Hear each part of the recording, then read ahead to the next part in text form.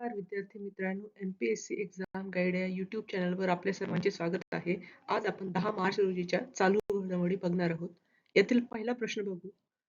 8 मार्च 2026 रोजी भारताने कोणत्या संघाचा 96 धावांनी पराभव करून तिसऱ्यांदा ICC पुरुष T20 विश्वचषक जिंकला? हा एक महत्त्वाचा प्रश्न आहे. तुम्हाला माहितीच असेल की भारताने न्यूझीलंडचा पराभव या सामन्यात केला. तर याचं योग्य उत्तर आहे न्यूझीलंड. भारतीय पुरुष क्रिकेट संघाने अहमदाबाद येथील नरेंद्र मोदी स्टेडियमवर झालेल्या अंतिम सामन्यात न्यूझीलंडचा 96 धावांनी पराभव करून तिसरे ICC T20 विश्वचषक विजेतेपद पटकावले. भारत हा चॅम्पियनशिपचे यशस्वीरित्या रक्षण करणारा पहिला संघ ठरला आहे. याबाबतीत अजून माहिती आपण बघू. मैदान आणि ठिकाण. हा अंतिम सामना गुजरातमधील अहमदाबाद येथील जगातील सर्वात मोठ्या क्रिकेट स्टेडियमवर म्हणजेच नरेंद्र मोदी क्रिकेट स्टेडियमवर खेळवण्यात आला. हे भारताचे तिसरे T20 विजेतेपद आहे. यापूर्वी भारताने 2007 म्हणजे पहिल्या वर्षी 2024 मध्ये हे विजेतेपद पटकावले आणि विशेष म्हणजे T20 विश्वचषकाच्या इतिहासात आपले जेतेपद यशस्वीरित्या राखणारा भारत हा पहिला संघ ठरला आहे. यजमान आणि कालावधी. या 10व्या ICC T20 विश्वचषकाचे आयोजन 7 फेब्रुवारी ते 8 मार्च 2026 या कालावधीत भारतीय क्रिकेट नियामक मंडळ आणि श्रीलंका क्रिकेट यांनी संयुक्तपणे केले होते. या स्पर्धेत एकूण 20 संघांनी भाग घेतला होता आणि ही स्पर्धा T20 आंतरराष्ट्रीय स्वरूपात खेळली गेली. आता पुढील प्रश्न बघू आपण. नवी दिल्ली येथे आयोजित रायसीना डायलॉग 2026 ची मुख्य संकल्पना काय होती? तर याचं योग्य उत्तर आहे संस्कार, assertion, accommodation, advancement. Raisina dialogue 2026 ची संकल्पना होती संस्कार, असर्शन, अकोमोडेशन आणि ॲडव्हान्समेंट. फिनलंडचे राष्ट्रपती अलेक्झांडर स्टब या कार्यक्रमाचे मुख्य अतिथी आणि मुख्य वक्ते होते.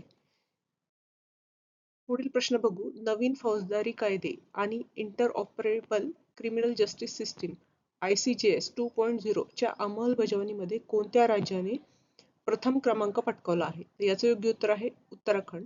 मार्च 2026 मध्ये प्रसिद्ध झालेल्या अहवालानुसार उत्तराखंडने ICJS 2.0 च्या अंमलबजावणीत 93.46 गुणांसह भारतात अव्वल स्थान मिळवले आहे. त्यानंतर हरियाणा आणि आसाम यांचा क्रमांक लागतो. तर याचं योग्य उत्तर आहे उत्तराखंड. पुढील प्रश्न बघू. इंटरनॅशनल सोलर अलायन्सच्या फ्रेमवर्क कराराचे औपचारिकपणे प्रमाणीकरण म्हणजे रॅटिफिकेशन करणारा 118वा देश कोणता ठरला आहे? याचं योग्य उत्तर आहे रोमानिया. रोमानियाने औपचारिकपणे इंटरनॅशनल सोलर अलायन्स म्हणजे ISA च्या फ्रेमवर्क कराराचे प्रमाणीकरण केले. रोमानिया डिसेंबर 2023 मध्ये या युतीचा 118वा सदस्य म्हणून सामील झाला होता. पुढील प्रश्न बघू. ग्रीन इन्फ्रास्ट्रक्चर बॉन्ड्स द्वारे 10,000 कोटी रुपये उभा करणारी भारतातील पहिली बँक कोणती ठरली आहे? तर याचं योग्य उत्तर आहे bank of Baroda. Bank of Baroda he green infrastructure bond जारी करणारी भारतातील पहिली बँक ठरली आहे. या बॉन्ड्समधून मिळालेला निधी अक्षय ऊर्जा आणि शाश्वत पायाभूत सुविधा प्रकल्पासाठी वापरला जाईल.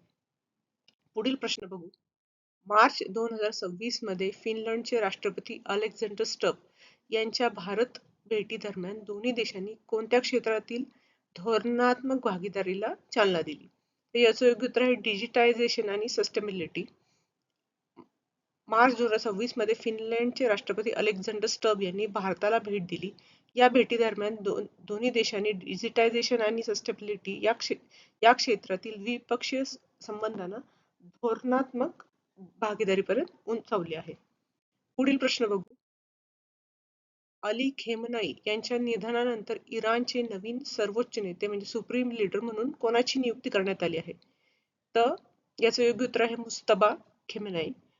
मार्च 2026 मध्ये मुस्तबा खेमनाई यांची असेंब्ली ऑफ एक्सपर्ट द्वारे इराणचे तिसरे सर्वोच्च नेते म्हणून नियुक्ती करण्यात आली आहे. त्यांनी अली राजा आर्फी यांची जागा घेतली जे अंतरिम सर्वोच्च नेते म्हणून कार्यरत होते. पुढील प्रश्न बघू. आंतरराष्ट्रीय महिला दिन 2026 ची अधिकृत संकल्पना म्हणजे थीम खालीलपैकी कोणती आहे? तर हा एक महत्वाचा प्रश्न आहे. हा तुम्ही लक्षात ठेवा.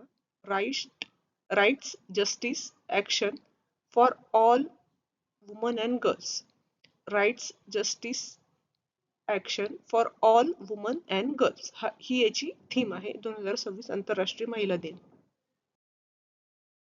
तर 2026 ची अधिकृत संकल्पना आहे. संयुक्त राष्ट्रांनी युएनने 2026 वर्षासाठी हक्क, न्याय, कृती सर्व महिला आणि मुलींसाठी म्हणजेच rights, justice, action for all woman and girls ही अधिकृत संकल्पना घोषित केली आहे. ही संकल्पना महिलांचे अधिकारांचे संरक्षण, त्यांना न्याय मिळवून देणे आणि त्यांच्या प्रगतीसाठी ठोस कृती करण्यावर भर देते. तर हा जो 8 मार्च 2026 चा महिला दिन होता, हा 51वा आंतरराष्ट्रीय महिला दिन होता. महिलांच्या सामाजिक, आर्थिक, सांस्कृतिक आणि राजकीय क्षेत्रातील यशाचा गौरव करणे आणि त्यांच्या योगदानाची दखल घेणे हा या दिवसाचा मुख्य उद्देश होता. पुढील प्रश्न बघू. 1965 च्या भारत-पाक युद्धातील नायक आणि वीरचक्र विजेते के.जी. जॉर्ज यांचे मार्च 2026 मध्ये निधन झाले. ते सैन्याच्या कोणत्या विभागात कार्यरत होते? तर याचं योग्य उत्तर आहे कॉर्प्स ऑफ सिग्नल्स. लान्स हवालदार निवृत्त के.जी. जॉर्ज हे सैन्याच्या कॉर्प्स ऑफ सिग्नल विभागात कार्यरत होते. 1965 च्या युद्धात दाखवलेल्या असामान्य शौर्याबद्दल त्यांना वीरचक्र प्रदान करण्यात आले होते. याचं उत्तर आहे कॉर्प्स ऑफ सिग्नल्स. पुढील प्रश्न बघू. मार्च 2026 मध्ये गोवा विधानसभेत 30,195 कोटी रुपयांचा अर्थसंकल्प सादर करणारे मुख्यमंत्री कोण आहेत? तर याचं योग्य उत्तर आहे प्रमोद सावंत. गोव्याचे मुख्यमंत्री प्रमोद सावंत यांनी आर्थिक वर्ष 2026-27 मध्ये साठी आपला 7वा अर्थसंकल्प साजरा केला. या अर्थसंकल्पात आरोग्य, शिक्षण आणि पर्यटन यावर विशेष भर देण्यात आला. त्याचं योग्य उत्तर आहे प्रमोद सावंत.